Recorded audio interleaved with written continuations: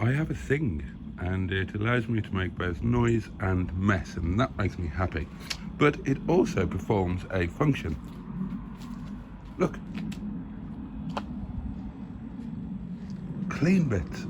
Now all I need to do is to make more clean bits, join them all together until everything is clean, basically.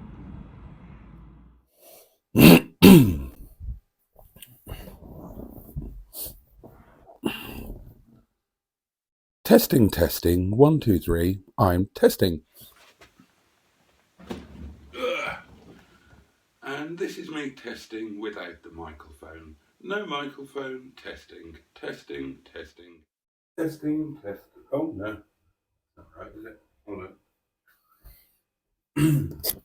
Let's put this where it's supposed to be. Let's keep our voice nice and quiet and say, testing, testing, testing. Testing, testing. Yes.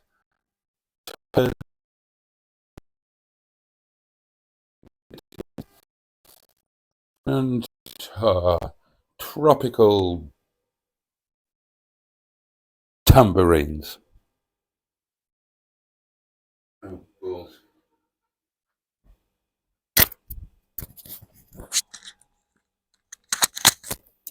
Okay, testing, testing. Try me out, baby. Oh, baby, baby, baby, I'm testing. Can you hear me testing? I'm just going for it. Hang on, 3, 2, 1. Right, my lovelies, between chatting with my neighbour about the acceptable level of nocturnal disturbance, and I don't mean that in any sort of a sexual way, and playing with my new power washer, I haven't got round to really doing anything else or filming anything today, so here we are. It is now the evening. I'm doing a bit of dodging about at work, and in tonight's live stream we're going to have to ring some changes. So I think it's going to be in the parlour rather than in the dining area, and I'm definitely going to use a microphone. Lunch today was an absolute triumph. I had tandoori chicken with my homemade rustic skin on oven chips and slaw, which I don't know why we're doing it now. We're calling it slaw. In my day it was coleslaw. Yeah, that's it.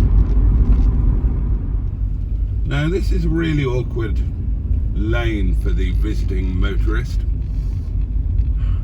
Your options are reversing out onto a terribly busy road, which is seldom a good idea, or turning round in the road where there really isn't sufficient room to turn around, and thus having to do a 943 point turn.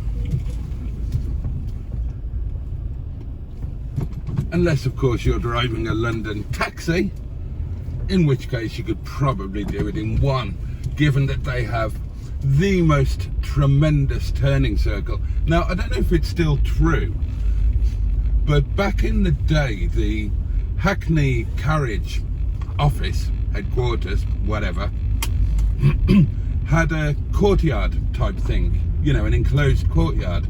And the rule was that the taxi had to be able to turn around within the courtyard. And the other rule was that in the back of the cab, there must be sufficient headroom that a gentleman could enter the cab and sit in the cab wearing his top hat. And I think those are two fabulous things, and I very much hope that they're still true. I would love another London taxi. I had two, Robin and Morris, an FX4 and a Metro cab. Had a fantastic road trip all around France in Morris. Now, the interesting thing about the McDonald's that's coming up on the left here, there it is, look, just there on your left.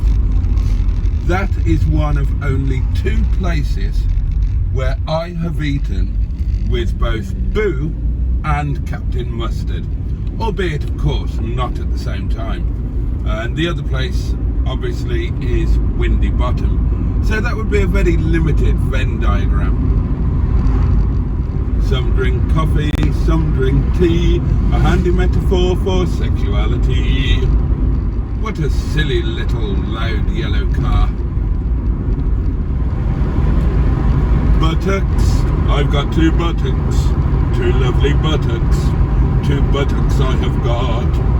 Now, I'm doing the speed limit, so anybody who overtakes me, like that chap there, is technically, legally, and worst of all, morally, speeding. Good evening. If it please the court, we are now approaching a large and scary roundabout. Now, being an exceptionally talented and competent driver, I had no fear of roundabouts, no matter how large and scary they were, or even if they were the magic roundabout in Swindon. However, that all changed when I met Chinese madam, who had zero concept of how a roundabout works. Apparently they didn't have them in China, and she treated them with, well, contempt really. She used to just go at them willy-nilly, much in the same way that the French drive around the Arc de Triomphe in Paris. Is that lane disappearing? Oh, it is.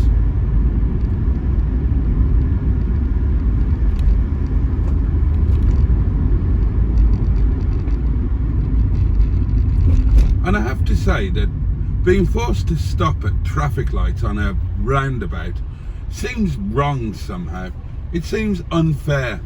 Roundabouts and traffic lights somehow should exist in separate worlds. They shouldn't exist together. Hey ho.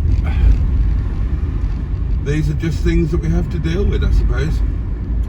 Now, up here on our right, we've got something called a designer outlet village, and if memory serves, it's called MacArthur's Glen. Anyway, we're going to turn left here, so you're not really going to see it. You can have a look at that Brewers Fair and Premier Inn instead. That'll be a treat for you. Of course, if you look hard enough, there is beauty to be found everywhere. With the possible exception of Alfreton. Competition on the right hand side.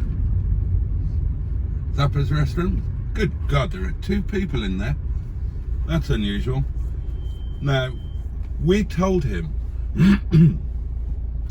not to open a restaurant there because he would do no business, and he thought that that was just us not wanting competition because that is kind of equidistant between our 2 restaurants. So he didn't listen, and he set up there about 18 months ago, and he's done no business whatsoever. I do like a man in a cap. Although he's a bit casual underneath the cap. Never mind.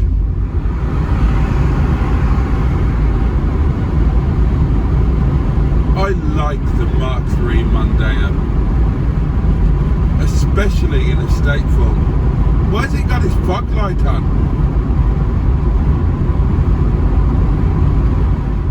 I have a theory that Miss Marple was a transvestite, but in those less enlightened times, it was simply not socially acceptable to come out as such. If that's something that you do as a transvestite, actually come out. Or, you know, maybe the old legal phrase of is repsa loquita applies, and the thing is just supposed to speak for itself. I also have a sneaking suspicion that Hercule Poirot was just a little bit gay. Not that there's anything wrong with that. Oh, but obviously not when he was played by Peter Ustinov, or to give him his original name, Peter von Ustinov, because he was very definitely not gay. He was jolly good at tennis and had some beautiful wives. Oh, go on, I'll have that one. Oh, not again. Fucking hell.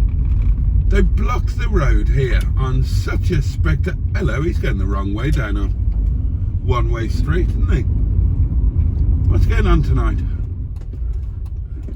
That car there, that Peugeot 206cc, used to be a Ford streetcar.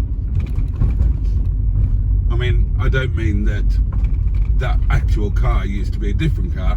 I mean that whoever drives that car, and I don't know who drives that car, but that car is a replacement for the Ford streetcar that probably rusted away. Oh dear, Billy Connolly's let himself go.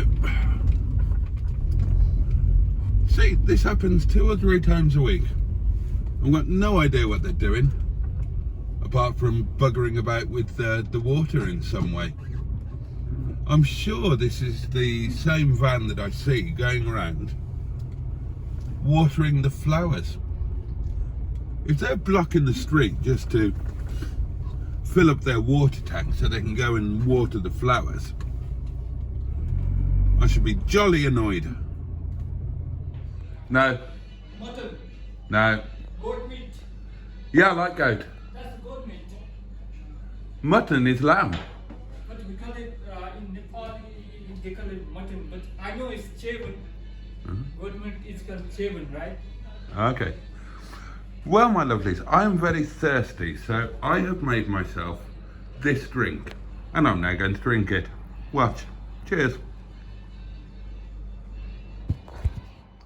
Thursday night live stream done, and I was kind of dreading it. It's been a